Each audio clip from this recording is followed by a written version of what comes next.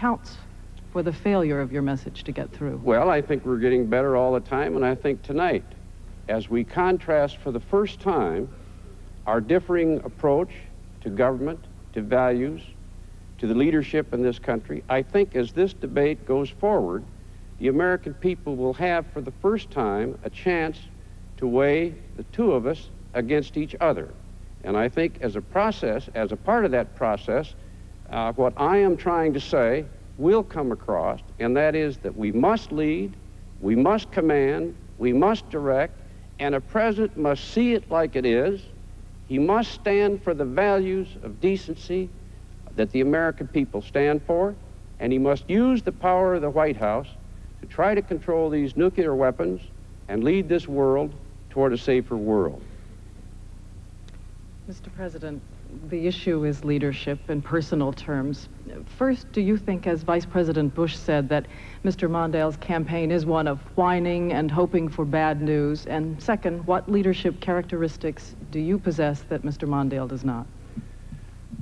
Well, whether he does or not, let me suggest my own idea about the leadership factor, since you've asked it. And incidentally, I might say that with regard to the 25% cut of Social Security, before I get to the answer to your question, the only 25% cut that I know of was accompanying that huge 1977 tax increase was a cut of 25% in the benefits for every American who was born after 1916.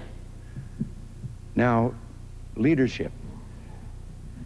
First of all, I think you must have some principles you believe in. In mine, I happen to believe in the people and believe that the people are supposed to be dominant in our society. That they, not government, are to have control of their own affairs to the greatest extent possible with an orderly society. Now, having that, I think also that in leadership,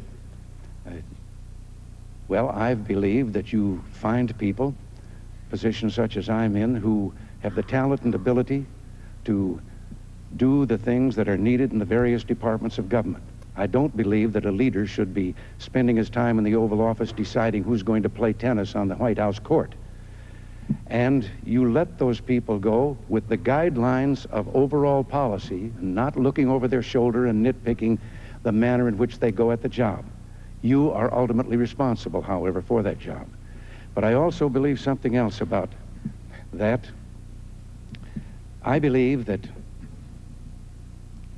and when I became governor of California, I started this and I continue it in this office, that any issue that comes before me, I have instructed cabinet members and staff, they are not to bring up any of the political ramifications that might surround the issue. I don't want to hear them.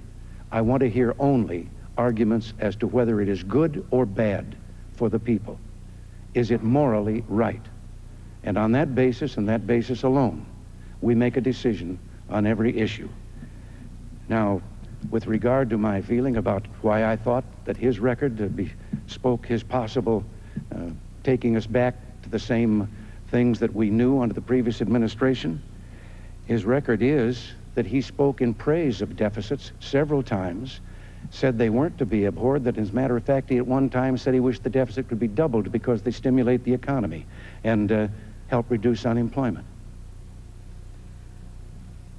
As a follow-up, let me draw in another specific, if I could, a specific that the Democrats have claimed about your campaign, that it is essentially based on imagery. And one specific that they allege is that, for instance, recently you showed up at the opening ceremony of a Buffalo old age housing project, when in fact your policy was to cut federal housing subsidies for the elderly, yet you were there to have your picture taken with them.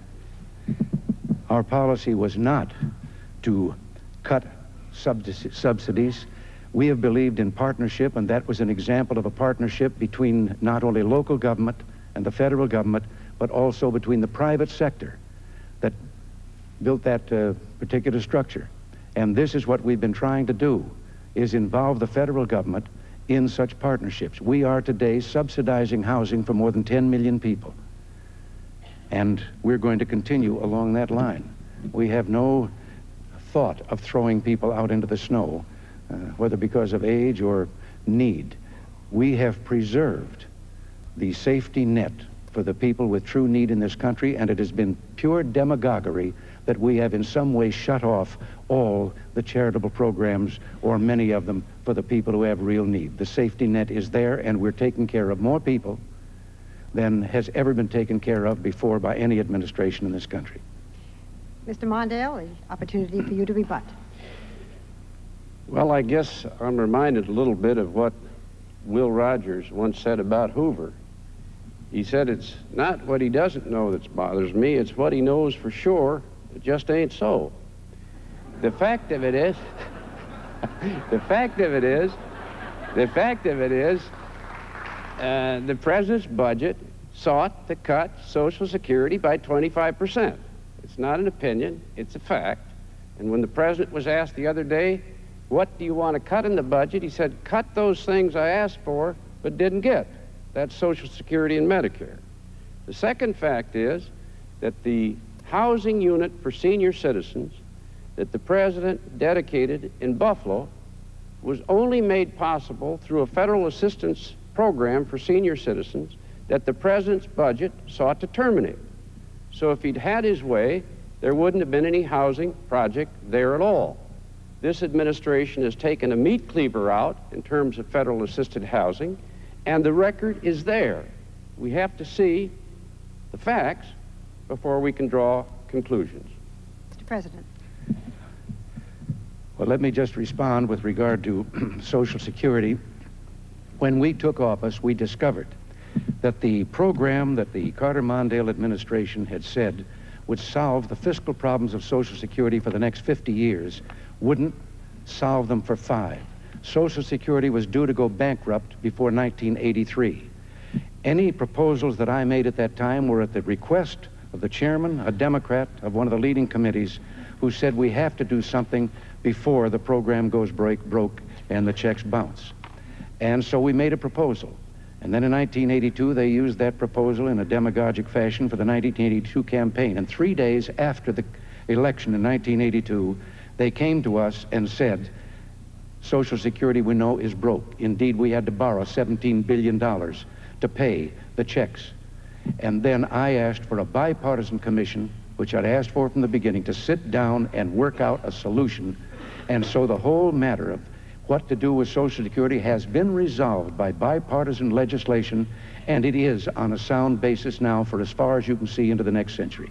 Mr. President, we begin segment number 3 with Fred Barnes. Mr. President, would you describe your religious beliefs, noting particularly whether you consider yourself a born-again Christian, and explain how these beliefs affect your presidential decisions? Well, I was raised to have a faith and a belief and have been a member of a church since I was a small boy. In our particular church, we did not use that term, born again, so I don't know whether I would fit that particular term. But I have, thanks to my mother, God rest her soul, the firmest possible belief and faith in God.